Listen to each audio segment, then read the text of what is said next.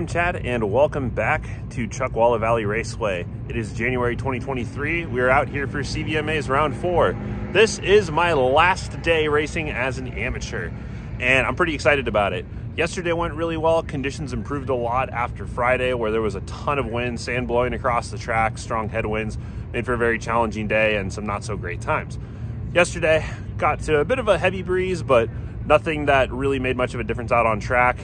Ended up qualifying third, and I actually won both of my races. So that was a great way to start the weekend. But we got two more races today, amateur middleweight super sport and amateur formula middleweight. So races 4 and 15, so gonna have a big gap in between and just gonna take some time to relax, flip my rear tire. Just put a new rear on this morning after the practice warm-up session. It was pretty cold out. My fingers and toes were numb by the time I came in. It was 35 degrees this morning when the sun came up, probably like 45 degrees when I was out on track. Still a little bit of grip out there, but a little slippery in a few areas that haven't gotten quite a bit of sun yet. But by the time we get out for race number 4, it should be nice and warm. The track should feel really good. So I do have a brand new rear tire on. Hasn't even been up to temperature yet. The warmer's on it right now. Unfortunately, Pirelli ran out of 190/60s, so I'm gonna be running a 180/60, which is gonna change my final drive quite a bit. Bike's gonna accelerate a lot faster and bang through the gears quicker, especially since I'm down 1 in the front and up 2 in the rear. So we're gonna see how it goes for the first race. I do have a -2 rear sprocket that I can slap on if I'm not really happy with the final drive or feel like I'm running through the gears too fast or needing fifth and having to downshift exceedingly. So that's gonna be an interesting day. New front tire went on last night, so broke that in during the practice session. Felt really good out there. New brake pads as well for Roto X races. So yeah, just looking forward to having a good time and waving goodbye to my yellow plates. So with that, I'm gonna rest up and prepare for the first race of the day.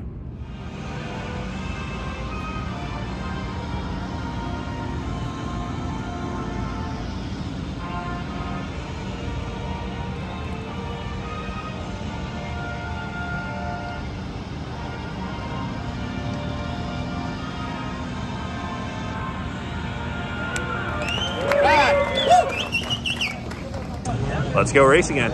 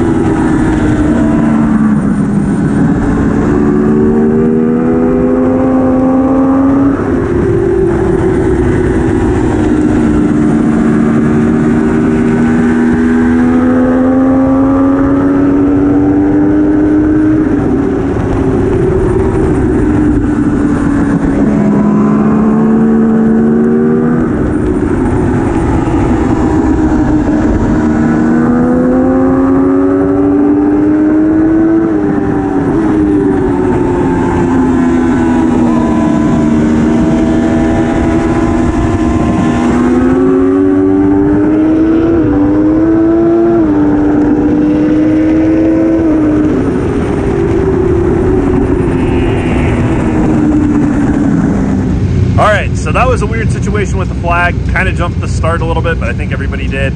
That is not the way that lady usually throws the flag, so that definitely threw me for a loop, as again, I think it did most other people. But ended up coming in third and setting a new PB, 154.976. So got into the 54s, feeling good about that.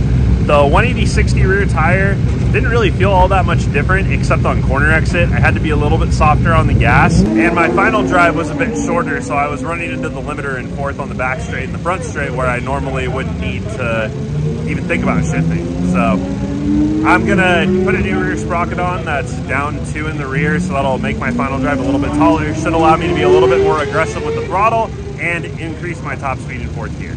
So with that, I'm gonna go ahead, open my tire right now, get that back on, change out that sprocket, and we'll go out for the last race of the weekend.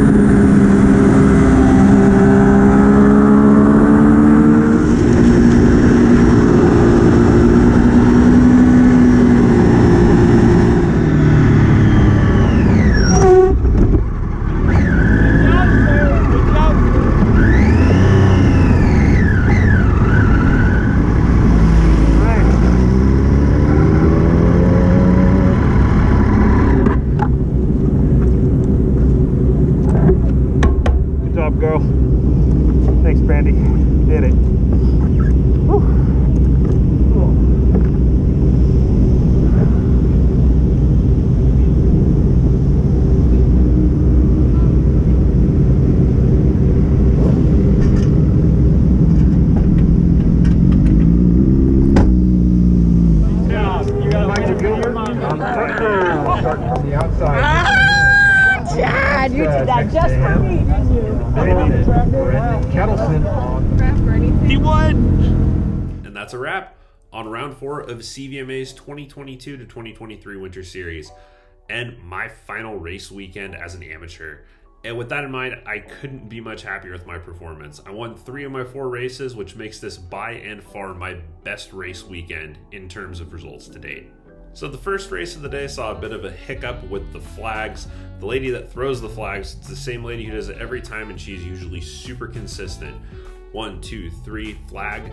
But for some reason this time, she followed that same rhythm with the cards, but then stopped after the last card and waited, I think, a full second before she threw the flag, which threw me for a loop as well as many other people. Lots of people jumped to start. So we got off, we went racing, and it was what it was.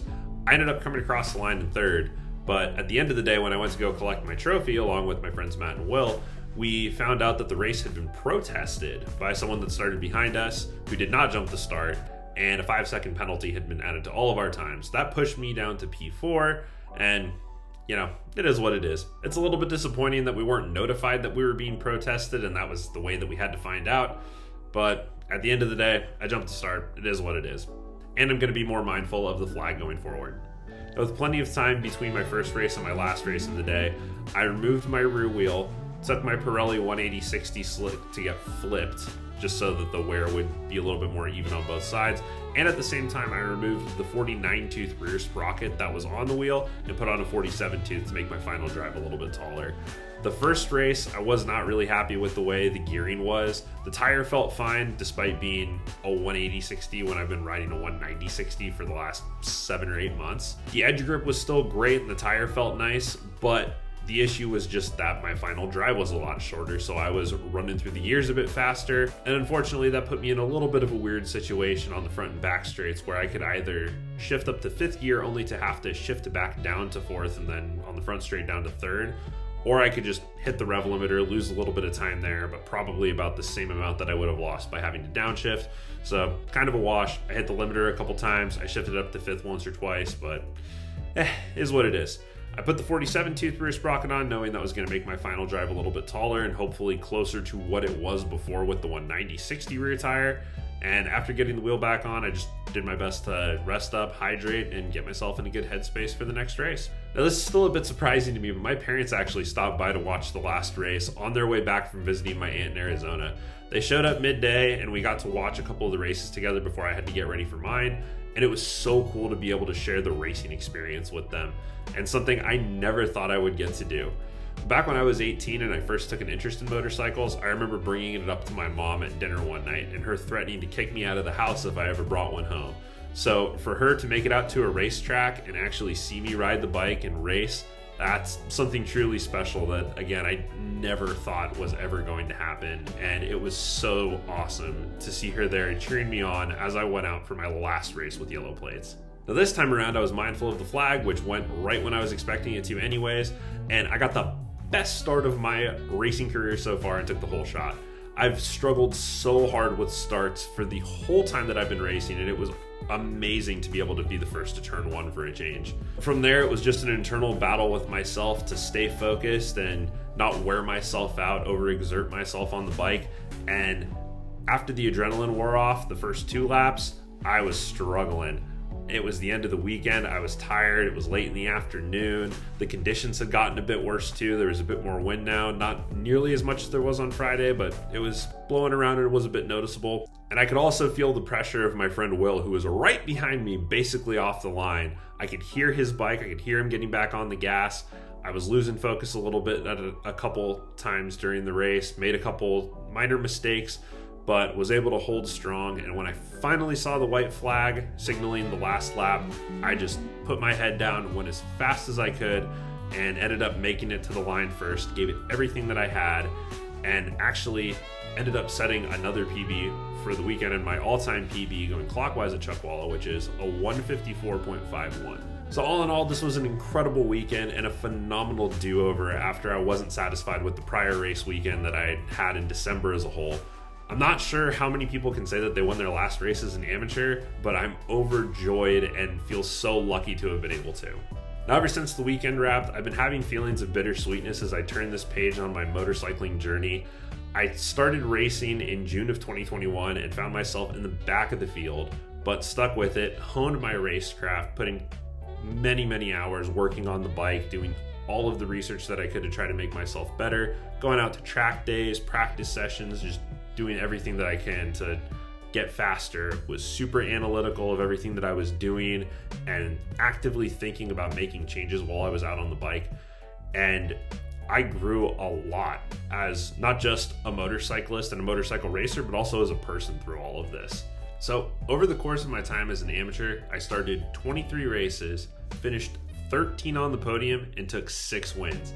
It's been quite a ride, lots of ups and downs, but at the end of the day, I am so happy that I will be able to tell these stories for the rest of my life. I am a bit sad I won't be girding up with some of my best friends anymore, but I'm also super excited to get out there with the white plates and see how much faster I can get and how much further I can take this. Thank you to CRA and to CVMA for providing the space and structure needed for me to race, to all the friends I've made in the pit, to everyone that's cheered me on or given me advice over the course of this, to my family, to my amazing girlfriend Hillary, who's been so supportive and understanding through all of this. This takes an incredible amount of time and money and effort and can be so frustrating sometimes, so many ups and downs, and she has stuck by my side through all of it. And in the end, this brings me feelings of fulfillment and pride that I never thought I could possibly experience. It has been so rewarding, and I seriously feel so grateful to be able to continue to do this. So with that, I'm gonna go ahead and wrap this one up. So thank you so much for watching, and if you enjoyed this video, I would sincerely appreciate a gentle little click of the like button. And if you drop the comment below, how'd you find this content? Are you thinking about racing? Do you have any questions about it? Let's talk about it down below. And don't forget to subscribe and turn notifications on if you haven't already. I'm posting motorcycling content just like this on a weekly basis. Sometimes it's on the street. More often lately it's been on the racetrack, but I'm getting after it, and I'd love to have you on the journey with me. Thanks again so much for watching, and I'll hope to catch you in the next one. Until then, later.